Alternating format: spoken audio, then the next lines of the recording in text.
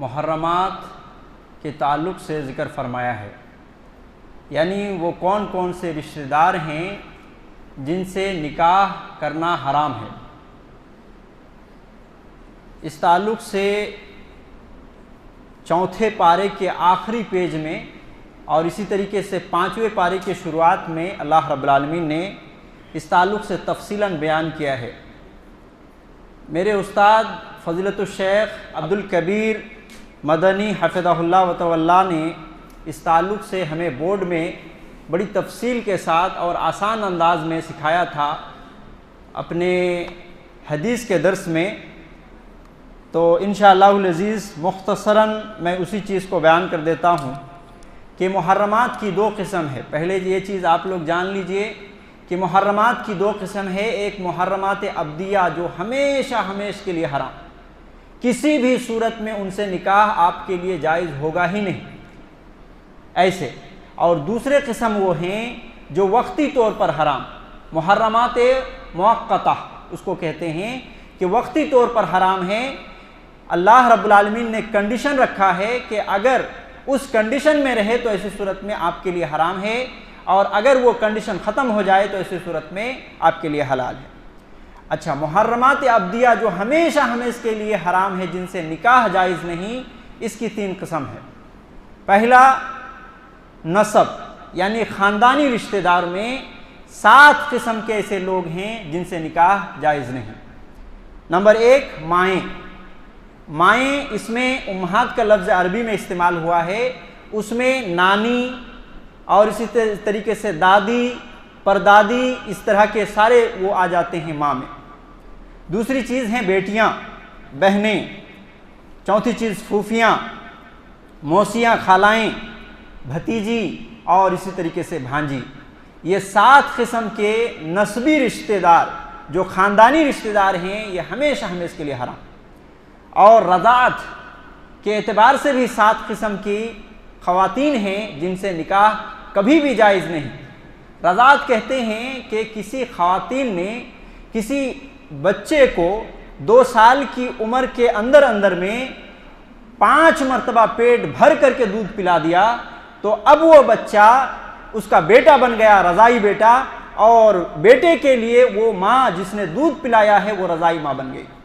अब रज़ाई माँ बनने के बाद उसके लिए 7 रिश्तेदार, रज़ाई माँ, रज़ाई बेटियाँ, रज़ाई बहनें, रज़ाई फूफी, रज़ाई खाला और इसी तरीके से रज़ाई भतीजी और रज़ाई भांजी, ये सारे 7 किस्म के रिश्तेदार हराम हैं और हमेशा के लिए हराम हैं। और शादी करने की वजह से 4 रिश्तेदार ऐसे हैं जो कभी भी निकाह उनसे जायज़ नहीं। वो ये हैं कि नंबर 1 सास, बीवी की माँ, सास से कभी भी रिश्ता ये निकाह जायज़ नहीं। और नंबर 2 कि बहू, बेटे से जिनका निकाह हुआ है, जो बहू कहलाती हैं, उनसे कभी भी ससुर का जो है निकाह हो नहीं सकता, ये हमेशा के लिए हराम है।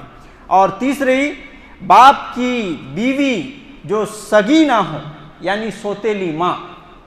सौतेली माँ, बाप ने दूसरी बीवी भी रखी है तो उससे भी कभी भी निकाह नहीं हो सकता। और चौथी चीज़, उस बीवी की बेटियाँ जो जिससे दुखूल हो चुका है, मसलन एक कोई औरत है जो पहले से उसके पास बच्चे हैं, अब उससे कोई शख्स निकाह कर लिया, निकाह करने के बाद उसका मुज़ामत भी हो गया, दुखूल भी हो गया, तो अब ऐसी सूरत में उनकी जो बेटियां हैं तो उनसे अब इसका कभी भी, अगर उसको छोड़ भी दिया तो छोड़ने के बाद भी उसकी बेटी से निकाह नहीं कर सकता। तो गोया के मुहर्रमात अब्दिया जो हमेशा के लिए हराम है, ऐसे 18 रिश्तेदार बताया गया। नस्बी रिश्तेदार 7 और इसी तरीके से रज़ात के रिश्तेदार 7 14 और 4 शादी करने की वजह से। और मुहर्रमात मुअक्कता जो वक्ती तौर पर हराम हैं, वो शादी करने की वजह से इस तरह के 5 रिश्तेदार ऐसे हैं जिनसे जो है वक्ती तौर पर उससे हम निकाह नहीं कर सकते। नंबर 1, बीवी के साथ उसकी बहन यानी साली। बीवी जब तक है निकाह में तब तक साली से निकाह जायज़ नहीं।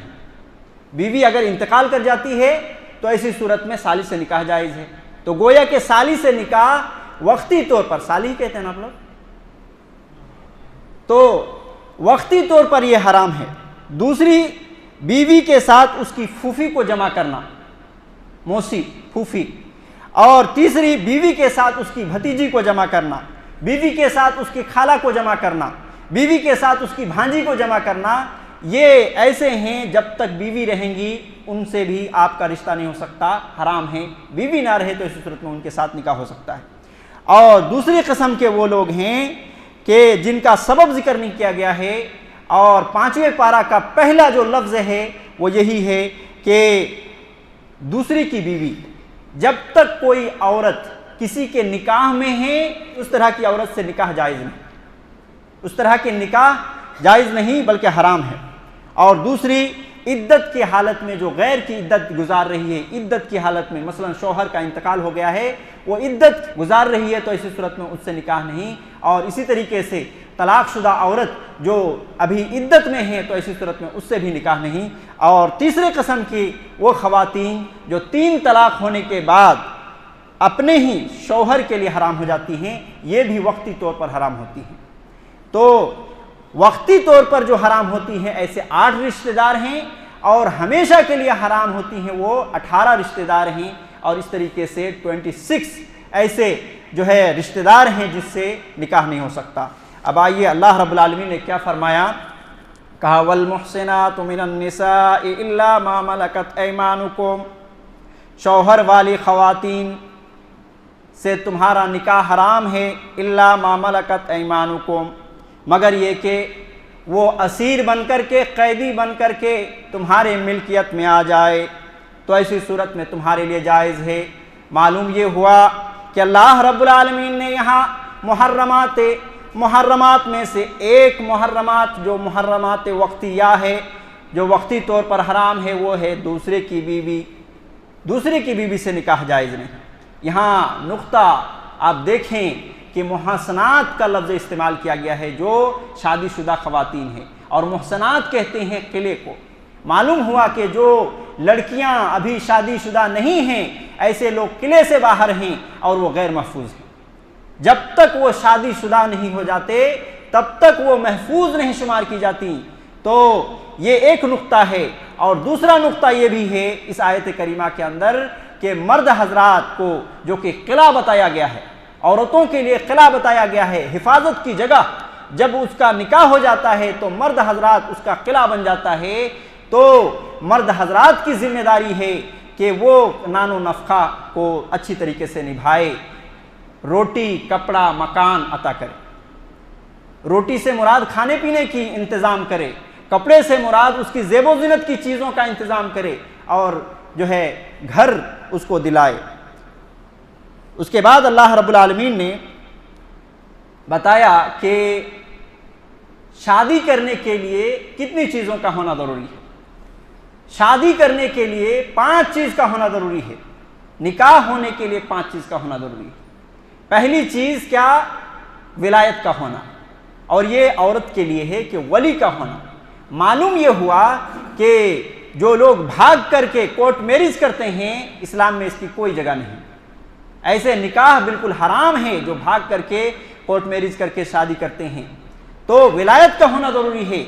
लड़की के बाप हो, भाई हो, उन लोगों की रजामंदी का होना ज़रूरी है और उनके साथ का होना ज़रूरी है। और शादी के लिए दूसरी चीज़ क्या है? वो है मोहर। मोहर का होना ज़रूरी है, और मोहर ये हक है औरत का, शौहर भी उसको नहीं खा सकता। हाँ, इजाज़त दे अगर वो बीवी तो ऐसी सूरत में खा सकता है, वगरना शौहर भी उसको खाए तो ऐसी सूरत में शौहर के लिए भी हराम। और तीसरी चीज़, शादी के लिए जो चीज़ होना ज़रूरी है वो 2 गवाह का होना ज़रूरी है। और चौथी चीज़ क्या होना है? इजाब व कबूल का होना है, कि दोनों का, लड़की की तरफ से भी रजामंदी का होना है और लड़के की तरफ से भी रजामंदी का होना है। मालूम हुआ कि कोई लड़की अगर बाप ज़बरदस्ती कोई कहीं पे रिश्ता कर देता है और लड़की अगर वो नाखुश है उस शादी से, तो ऐसी सूरत में वो फस्क कर सकती है।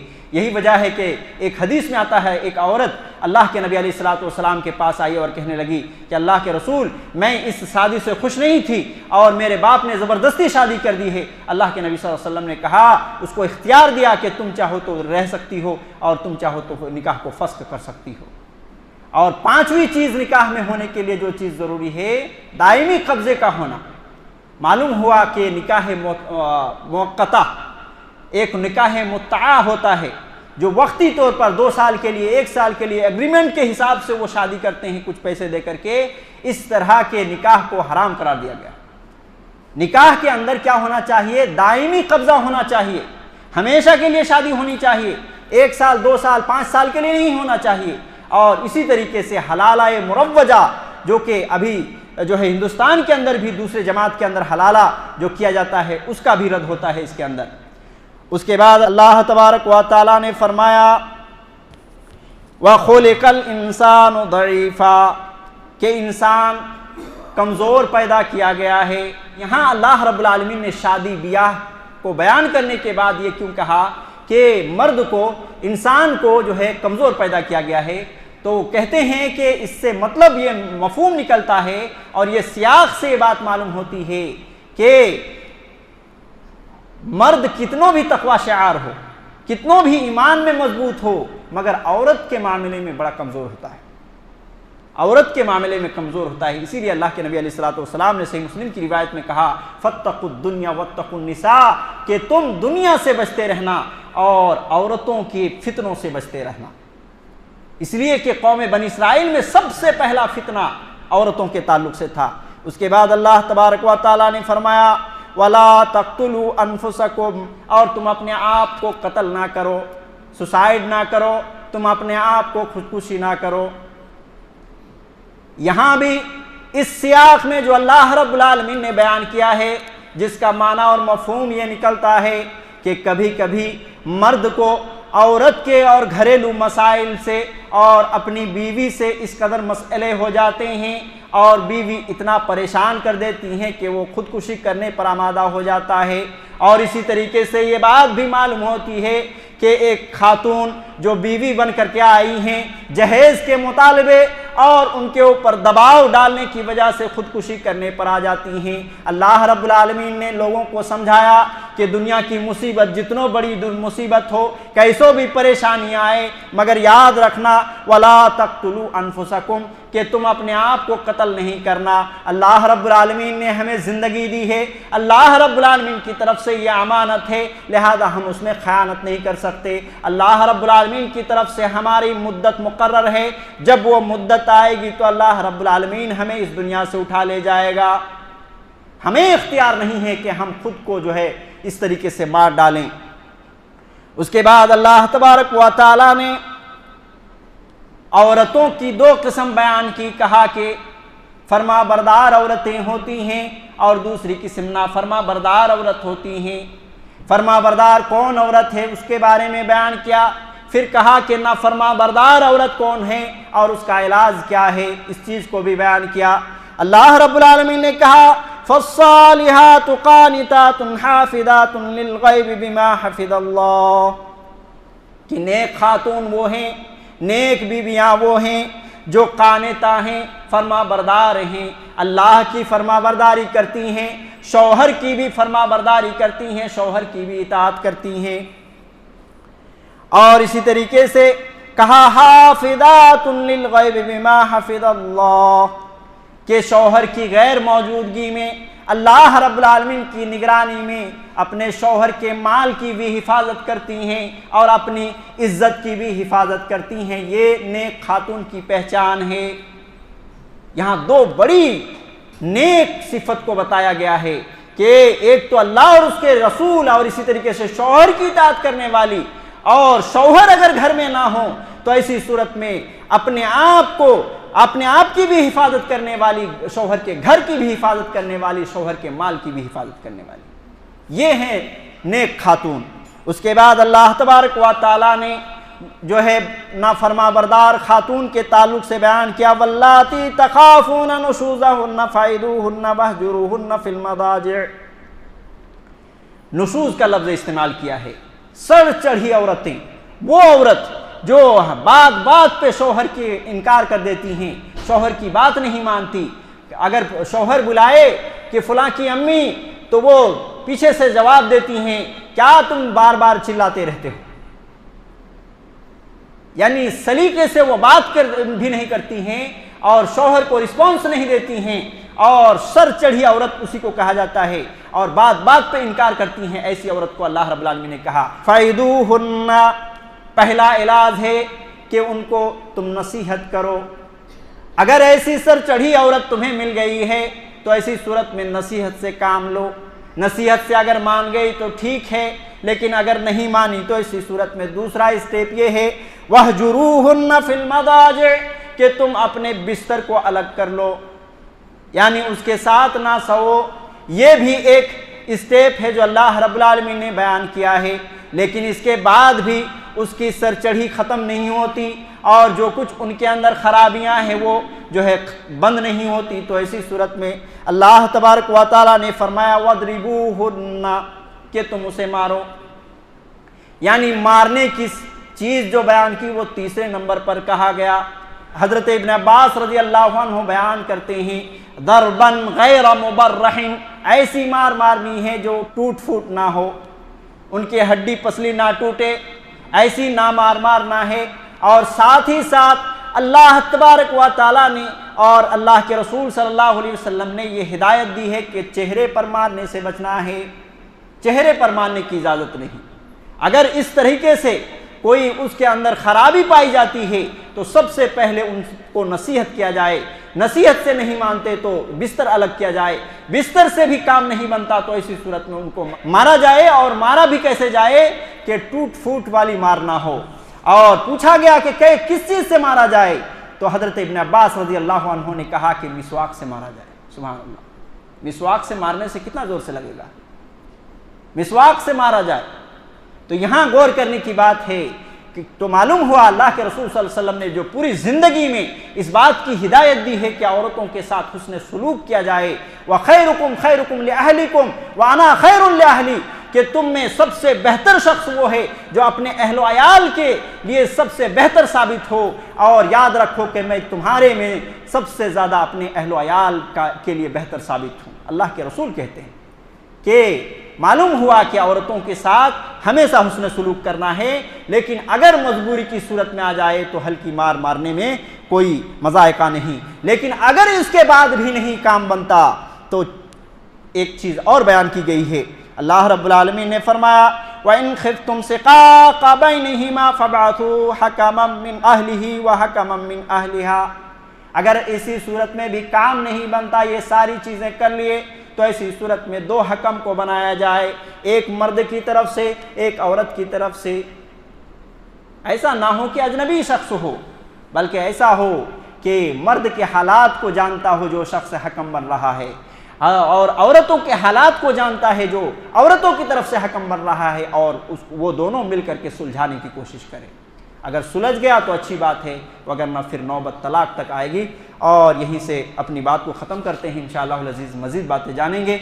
अल्लाह रब्बुल आलमीन से दुआ है कि अल्लाह रब्बुल आलमीन हमें सही समझ के साथ नेक अमाल की तौफ़ीक दे, अपने जो है घरवालियों के साथ हुस्न सलूक करने की तौफ़ीक दे, और हमें अल्लाह रब्बुल आलमीन नेक बनाए, साथ ही साथ हमारे माँ और बहनों को भी अल्लाह रब्बुल आलमीन नेक सिफ़त उनके अंदर पैदा होने और पैदा करने की अल्लाह रब्बुल आलमीन तौफ़ीक दे। आमीन। सल्लल्लाहु अलैहि नबीना मुहम्मद व अला आलिहि व सहबिहि अजमईन व मन तबिअहुम बिइहसान इला यौमिद्दीन।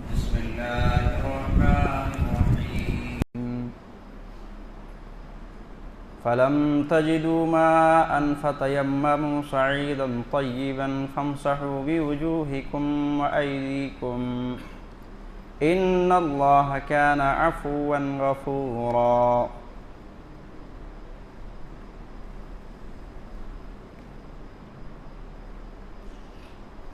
अल्लाह रब्बुल आलमीन ने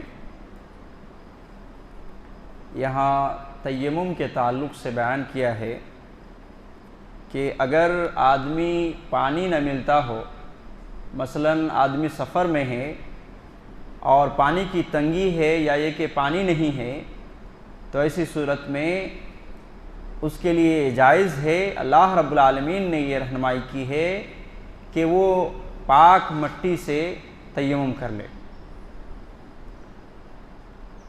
और तयम्मुम किस तरीके से करे, इससे कबल एक बात और जान लेते हैं, वो ये है कि जिस तरीके से अल्लाह रब्बुल आलमीन ने पानी की गैर मौजूदगी में मट्टी को अल्लाह रब्बुल आलमीन ने तयम्मुम का हुक्म दिया है, उसी तरीके से मस्जिद ना होने की सूरत में पूरी ज़मीन को अल्लाह रब्बुल आलमीन ने मस्जिद बनाया है जिसमें हम सजदा कर सकते हैं। अल्लाह के नबी अलैहिस्सलातु वस्सलाम ने फरमाया, सही बुखारी की रिवायत है कि ऊतीतु खम्सन लम युतहुन्ना अहदन क़ब्ली, कि मुझे 5 चीज़ ऐसी अता की गई हैं जो इससे पहले की उम्मत, इससे पहले के अंबिया किसी को अता नहीं की गई थी।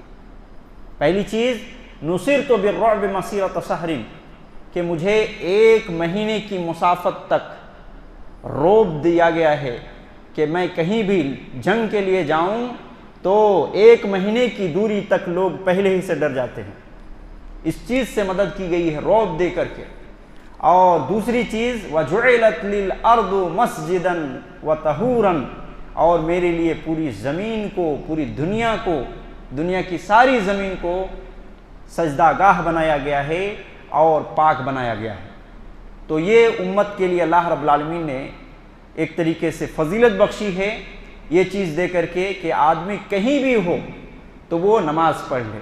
यहाँ देखें कि आज मस्जिदों को तोड़ा जा रहा है, तो मस्जिदों को तोड़ा जा रहा है तो ये हमारी ही करतूत की वजह से इस तरीके से काम हो रहे हैं, क्योंकि हम ही मस्जिद को आबाद करने वाले नहीं हैं। मस्जिद अगर हम खुद आबाद कर लें, 5 वक्ता नमाजी बन जाएं, तो ऐसी सूरत में मस्जिद आबाद रहेगी। और मस्जिद आबाद रहेगी तो कौन है जो हमारी मस्जिद में आकर के बुलडोज़र चलाए और तरह तरह की साजिशें करे। मैं ये कहना चाहता हूँ कि अगर इस दुनिया के अंदर, बल्कि पूरे हिंदुस्तान में एक भी मस्जिद ना बचे तो भी अल्हम्दुलिल्लाह हम सड़क पे नमाज़ पढ़ लेंगे, हम फील्ड में नमाज़ पढ़ लेंगे, या दीगर किसी भी जगह पे हम नमाज़ पढ़ लेंगे। हमें अल्लाह रब्बुल आलमीन जो हकीकी माबूद है वो पूरा पूरा सवाब इंशाअल्लाह अज़ीज़ अता करने वाला है, क्योंकि अल्लाह रब्बुल आलमीन ने पूरी मस्जिद, पूरी ज़मीन को सजदागाह बनाया है और इसी तरीके से पाक बनाया है। नमाज सिर्फ चंद जगहों में नमाज नहीं पढ़ सकते, पूरा करकट डालने की जगह, इसी तरीके से ज़बह खाना जहाँ पे बैल वगैरह ज़बह होते हों, इसी तरीके से कब्रिस्तान में जहाँ कब्र हों, और आम रास्ते में जहाँ लोगों का गुज़रगाहें हैं, चलते फिरते लोग हैं उस रास्ते में, और इसी तरीके से बैतुल्लाह के छत पर, और फिर अस्तबल ऊँट वगैरह जहाँ बांधे जाते हों, ऐसे अस्तबल में नमाज नहीं पढ़ सकते, और गुस्ल खाने में। ये चंद जगह हैं, इसके अलावा पूरी ज़मीन में हम नमाज पढ़ सकते हैं इंशाअल्लाह।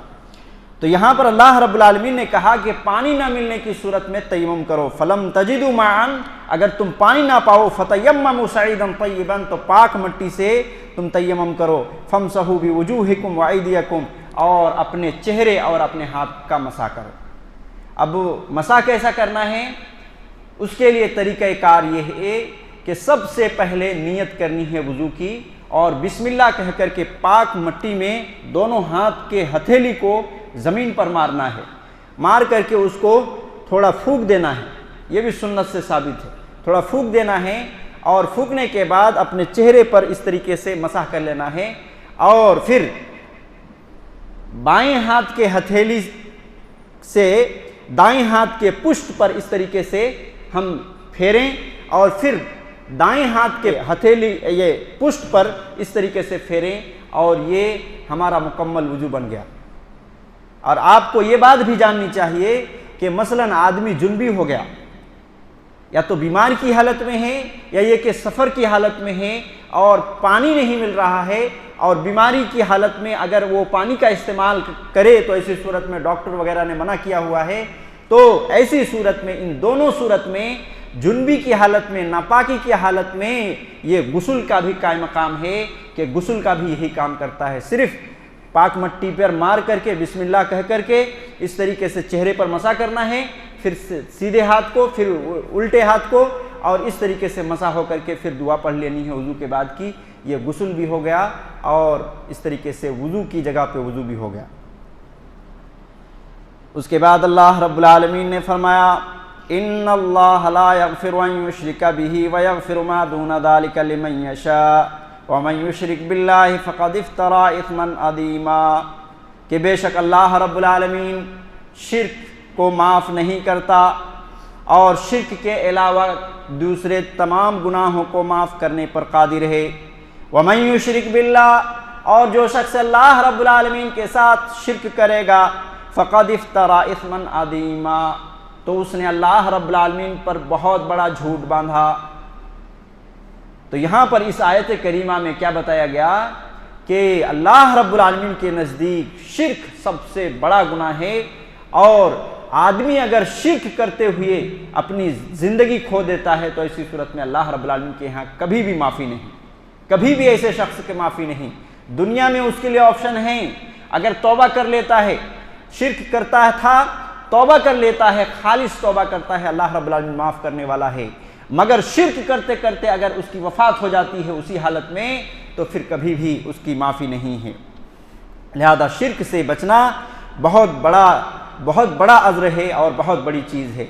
अल्लाह के नबी अलैहिस्सलातु वस्सलाम ने एक हदीस के अंदर, हदीस कुदसी में फरमाया कि अल्लाह रब्बुल आलमीन कहता है कि तुम ज़मीन भर गुनाह लेकर के आओ, ज़मीन भर गुनाह लेकर के आओ, मैं ज़मीन भर मग़फ़िरत करने के लिए तैयार हूँ, मगर उसमें शर्त यह है कि एक गुनाह नहीं होना चाहिए, वो शिर्क का गुनाह।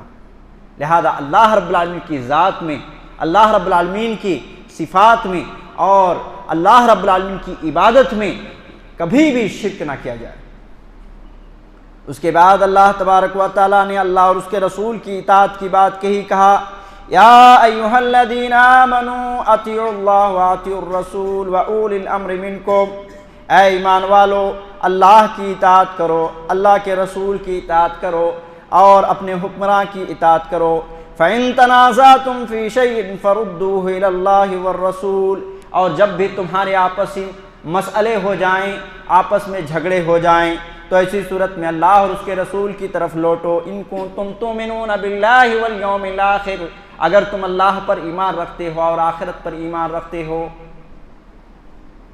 इस आयत करीमा में मोटे तौर पर दो बातें कही गई हैं कि अल्लाह और उसके रसूल की इताअत हर सूरत में, हर वक्त और हर आन अल्लाह रब्बुल आलमीन और अल्लाह के रसूल सल्लल्लाहु अलैहि वसल्लम की इताअत हमारे ऊपर वाजिब है कि किसी भी काम को हम करें तो सुन्नत के मुताबिक करें और अल्लाह और उसके रसूल की इताअत के बगैर हमारी ज़िंदगी ना हो।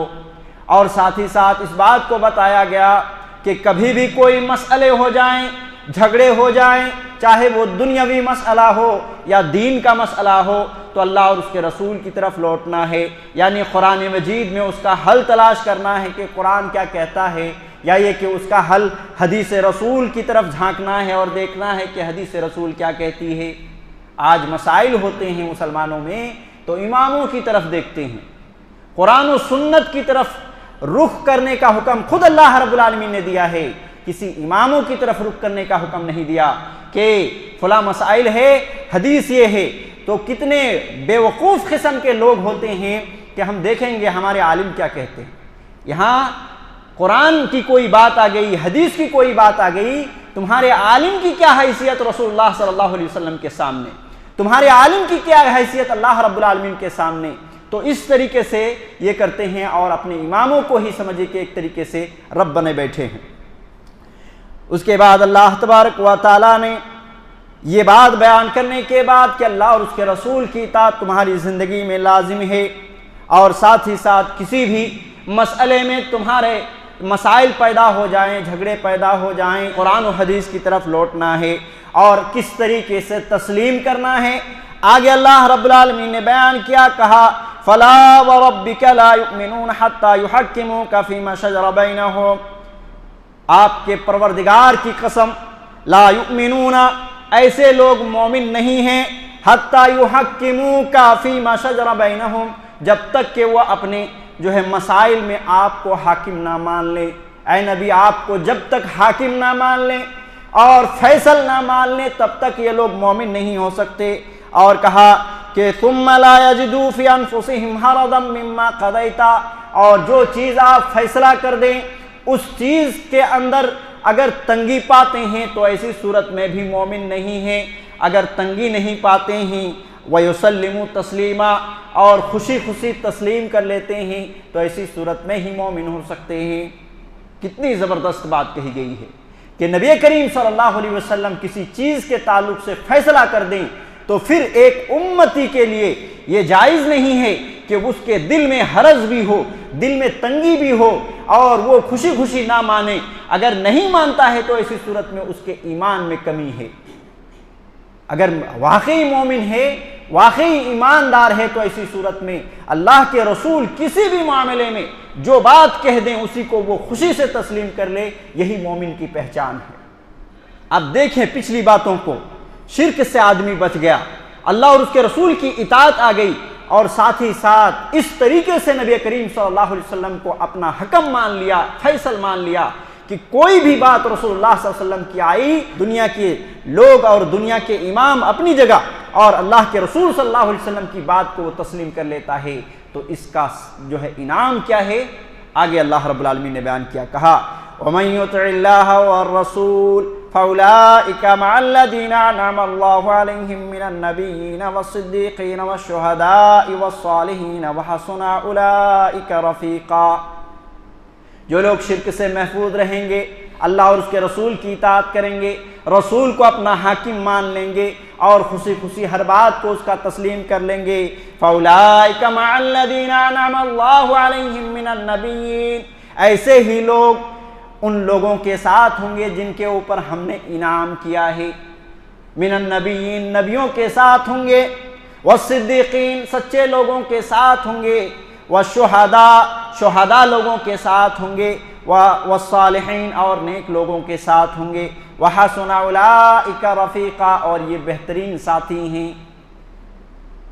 कितनी ज़बरदस्त और कितना बड़ा इनाम बताया गया है। हमारी क्या औकात है कि हम नबियों के दर्जे तक पहुंच जाएं, हमारी क्या औकात है कि शुहदा की दर्जा को पहुंच जाएं, हमारी क्या औकात है कि सालिहीन और इस तरीके से सिद्दीकीन के दर्जे में पहुंच जाएं। लेकिन ये अल्लाह रब्बुल आलमीन की रहमत होगी, अल्लाह रब्बुल आलमीन की तरफ से हमारी नवाजिशें होंगी और अताएँ होंगी कि अगर हमने कुरान और सुन्नत को अपना लिया, अल्लाह और उसके रसूल की इताअत हमारी ज़िंदगी में आ गई, तो ये इनाम अल्लाह रब्बुल आलमीन करने वाला है। और ये यकीनन बहुत बड़ा इनाम है कि हम नबियों के साथ अल्लाह रब्बुल आलमीन हमारा दर्जा बना देगा, शुहदा के साथ हमारा दर्जा बना देगा, सिद्दीकीन और सालिहीन के साथ हमारा दर्जा बना देगा। तो अगर हम ये चाहते हैं कि ये क़यामत के दिन आखिरत में ये मकाम हमें मिले, तो इसी सूरत में अल्लाह और उसके रसूल की इताअत हर मामले में लाजिमी हिस्सा है कि आदमी अपना ओढ़ना बिछौना, उठना बैठना, चलना फिरना, तमाम इबादत, तमाम मामलात अल्लाह और उसके रसूल के मुताबिक कर ले। उसके बाद अल्लाह रब्बुल आलमीन ने एक बड़ी प्यारी बात कही है कि 3 काम ऐसे हैं जो 3 काम को अगर तुम छुपा के करते हो तो ये तुम्हारे हक में बहुत बेहतर है। 3 काम, और ये छुपाने की ताकीद की गई है। कहा ला खैर फी कसीरिन मिन नजवाहुम इल्ला मन अमर बिसदक़तिन औ मारूफिन औ इस्लाहिन बैनन नास। नजवाहुम, यहाँ लफ्ज़ क्या इस्तेमाल किया गया है, नजवा। नजवा कहते हैं सरगोशी करना, चुपके बात करना। एक आदमी कानाफूसी कर रहा है, कान में बात कर रहा है जो दूसरे को सुनाई ना दे, ऐसे को नजवा कहते हैं। यानी कोई बात एक साथी से इस तरीके से बात कर रहा है कि किसी तीसरे को ना सुनाई दे, इसको नजवा कहते हैं। और 3 काम के मामले में ये नजवे का हुक्म दिया गया है कि वो छुपा के करे तो ये उनके हक में बेहतर है।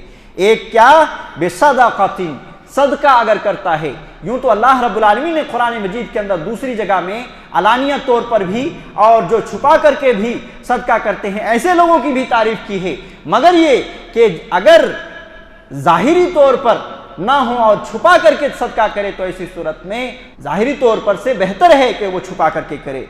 अल्लाह ने पहली चीज कहा कि सदका आदमी करे तो छुपा के करे, और मारूफिन या नेक काम, कोई भी नेक काम हो, भलाई का काम हो, वो अगर वो छुपा के करता है तो ऐसी सूरत में उसके हक में बेहतर है। इसीलिए मैं ये बारहा कहता हूँ कि अपनी इंसान की ज़िंदगी में कुछ अमाल ऐसे होना चाहिए कि वो छुपा के हो और वो सिर्फ अल्लाह और बंदे के दरमियान हो, कोई तीसरा ना जानता। कुछ अमाल ऐसे होने चाहिए कि सिर्फ बंदा जानता है और अल्लाह जानता है, किसी तीसरे को भी ना बताए कि मैं ऐसा करता हूं ऐसा करता हूं।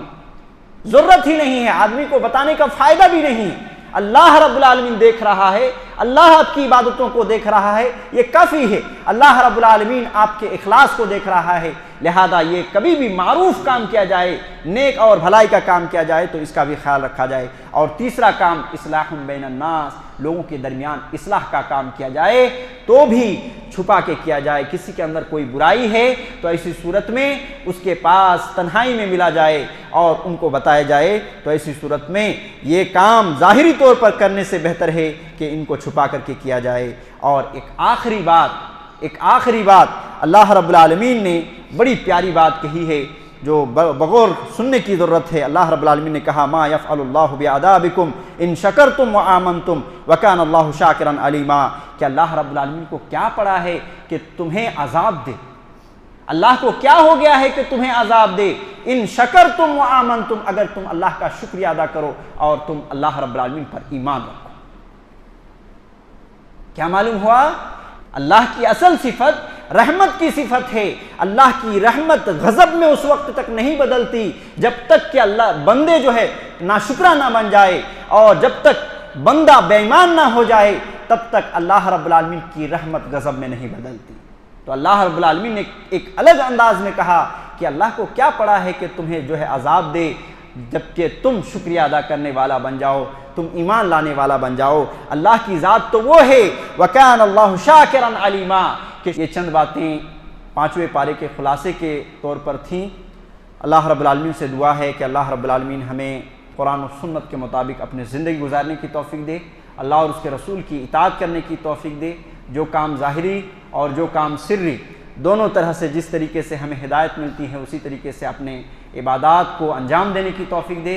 और अल्लाह रब्बुल आलमीन हमें दुनिया में भी कामयाब बनाए, आखिरत में भी सआदतमंदी की ज़िंदगी नसीब फरमाए, जन्नतुल फिरदौस में आला मकाम अता फरमाए। आमीन। व सल्लल्लाहु अला नबीना मुहम्मद व अला आलिहि व सहबिहि अजमईन व मन तबिअहुम बिइहसान इला यौमिद्दीन।